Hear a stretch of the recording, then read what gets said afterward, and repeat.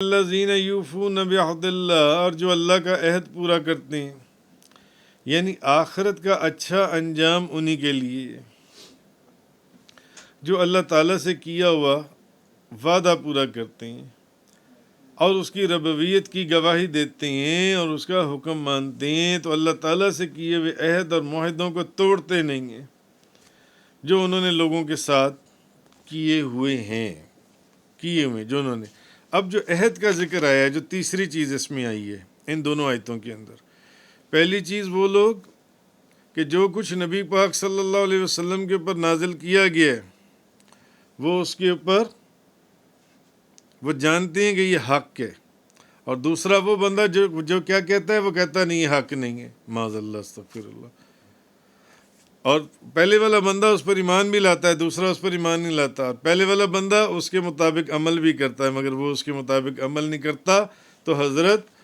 جو روایت میں نے آپ کے سامنے بیان کی کہ حضرت حمزہ اور ابو جہل کے متعلق یہ آیتیں نازل ہوئی ہیں، ان میں اچھائی کی صفات حضرت حمزہ کی طرف اشارہ ہے اور جو بری صفات وہ ابو جہل کی طرف اشارہ ہے جو ان سے ہے۔ اب جو عہد کی بات ہوئی ہے، تو جب انسان کلمہ پڑھ کر اسلام میں داخل ہو گیا تو اللہ تعالیٰ سے یہ عہد کر لیا کہ جو کچھ میرے پر فرض کیا گیا میں اس کے مطابق عمل کروں گا، اور انسان کہلانے کا حق بھی وہی رکھتا ہے کہ جو کچھ اللہ نے اس کے پر فرض کر دیا ہے وہ اس کے پر عمل کرے، تمام فرائض پر میں عمل کروں، اور جن کاموں سے اس نے منع کیے میں اس سے رکوں گا۔ اور جب نبی پاک صلی اللہ علیہ وسلم کی رسالت کو مان لیا تو اب اس نے یہ عہد کر لیا کہ وہ آپ کی بھی اطاعت کرے گا اور اتباع کرے گا۔ اب یہ عہد ہے، اگلی چیز عہد کی بات ہوئی ہے۔ تو حضرت عوف بن مالک رضی اللہ تعالیٰ عنہ بیان کرتے ہیں، ایک صحابی، کہ ہم 7، 8 یا 9 لوگ نبی پاک صلی اللہ علیہ وسلم کے پاس بیٹھے ہوئے تھے، تو آپ صلی اللہ علیہ وسلم نے فرمایا کیا تم رسول اللہ صلی اللہ علیہ وسلم سے بیعت نہیں کرتے؟ اچھا، اس وقت ہم نے آپ سے نئی بیعت کی تھی، ہم نے عرض کیا کہ ہم آپ سے بیعت کر چکی ہیں، یہاں تک کہ آپ نے 3 مرتبہ فرمایا، حالانکہ آپ ہمیں بیعت فرما چکے تھے مگر پھر بھی فرما رہے تھے کہ کیا تم بیعت نہیں کرتے؟ تو ہم نے کہا کہ ہم تو آپ سے بیعت کر چکی ہیں، تو پھر بھی آپ نے 3 مرتبہ فرمایا، تو ہم نے اپنے ہاتھوں کو آگے بڑھایا اور آپ سے بیعت کر لی۔ تو پھر ایک کہنے والے نے کہا یا رسول اللہ، ہم آپ سے بیعت کر چکی ہیں، اب ہم آپ سے کس چیز پر بیعت کر رہے ہیں، کس چیز پر بیعت کریں؟ تو آپ نے فرمایا کہ تم اس پر بیعت کرو کہ تم اللہ کی عبادت کرو گے۔ ہو سکتا ہے پہلے بیعت جو انہوں نے کی ہو وہ اسلام کی بیعت کی ہو، یہ جو بھی، فرمایا کہ تم اس پر بیعت کرو کہ تم اللہ کی عبادت کرو گے، اس بات پر بیعت کرو، اور اس کے ساتھ کسی کو شریک نہیں ٹھہراؤ گے، اس کے ساتھ کسی کو شریک نہیں کرو گے، اور تم 5 وقت کی نمازیں بھی پڑھو گے، اور جو اس کے احکامات ہیں ان کو سنو گے بھی اور اس کی اطاعت بھی کرو گے۔ جو اس کے احکامات ہیں ان کو سنو گے بھی اور اس کی اطاعت بھی کرو گے۔ اور اس کے بعد حضرت عوف بن مالک رضی اللہ تعالیٰ عنہ فرماتے ہیں کہ آپ نے چپکے سے ایک بات کہی کہ تم لوگوں سے کوئی سوال نہیں کرو گے۔ نبی پاک صلی اللہ علیہ وسلم نے فرمایا، یعنی بیعت کے اوپر بیعت، اور حضور نے خود کہہ کر دوبارہ بیعت کرو۔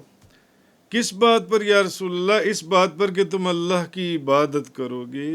اللہ کی عبادت کرو گے اور اس کے ساتھ کسی کو شریک نہیں کرو گے، اور 5 وقت کی نماز پڑھو گے اور اس کے احکام سنو گے اور اطاعت کرو گے، اور پھر چپکے سے ایک بات کہی کہ لوگوں سے بالکل سوال نہیں کرو گے۔ تو حضرت عوف فرماتے ہیں کہ ہمارے بعض ساتھیوں نے، یہ تھے حضور کے غلام جنہوں نے حضور کی مجلس سے ڈائریکٹ فیض حاصل کیا تھا، تو انہوں نے فرماتے ہیں کہ ہمارے بعض ساتھیوں نے جب حضور کے اوپر یعنی یہ بیعت کر لی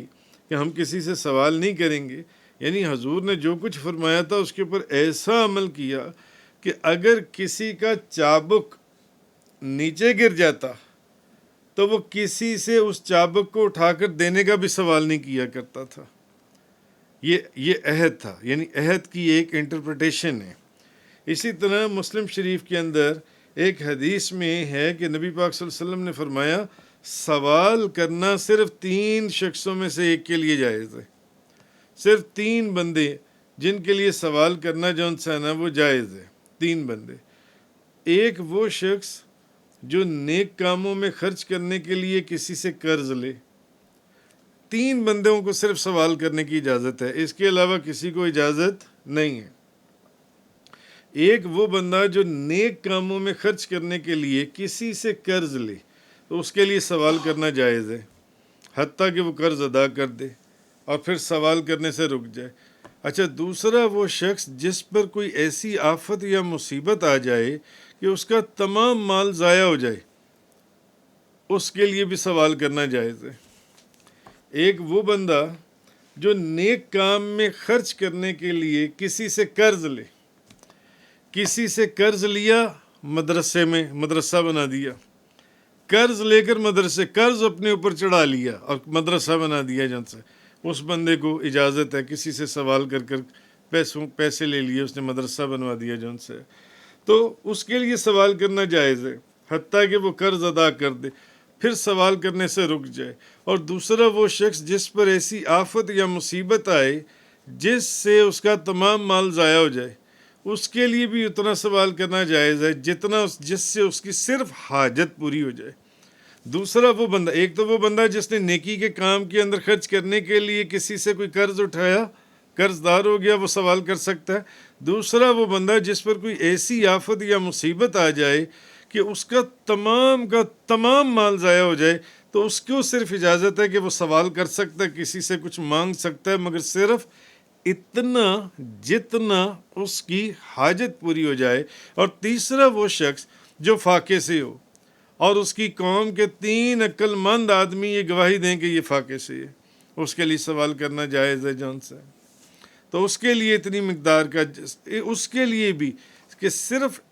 اتنا مانگنا جائز ہے، اتنی مقدار کا سوال کرنا جائز جس سے اس کا فاقہ دور ہو جائے جون سا ہے۔